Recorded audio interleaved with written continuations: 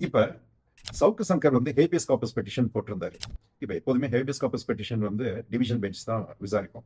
அந்த டிவிஷன் பெஞ்சில் ஒரு நீதிபதியான ஜி.ஆர். சுவாமிநாதன் அவர்கள் வந்து என்ன சொல்லியிருந்தாங்கன்னா, எனக்கு இந்த வழக்கை நான் எடுக்கும்போது எனக்கு சில அழுத்தங்கள் வந்தது.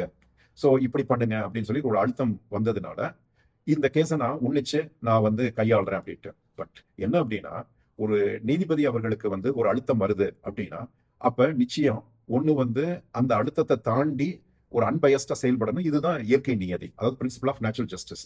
இப்ப இந்த அமர்வு நீதிபதிகள் 2 பேருமே வெவ்வேறு கருத்து சொன்னதுனால 3வது நீதிபதிக்கு போகும்போது அந்த 3வது நீதிபதியான ஜஸ்டிஸ் ஜெயச்சந்திரன் என்ன சொன்னாங்கன்னா, அந்த பிரின்சிபல் ஆஃப் நேச்சுரல் ஜஸ்டிஸ் படி ஜி.ஆர். சுவாமிநாதன் அவர்கள் வந்து இந்த வழக்கை என்னது மறுத்திருக்கணும், எடுக்க ரெக்யூஸ் பண்ணியிருக்கணும். அதுதான் பிரின்சிபல் ஆஃப் நேச்சுரல் ஜஸ்டிஸ். இப்ப அழுத்தம் இருக்குன்னு சொல்லிட்டு அதை எடுத்து அதை தீர்ப்ப சொன்னா அதுவே பயஸ்னஸ் அப்படிங்கிறாரு, which is against the principle of natural justice அப்படிங்கறதா அவருடைய கருத்து.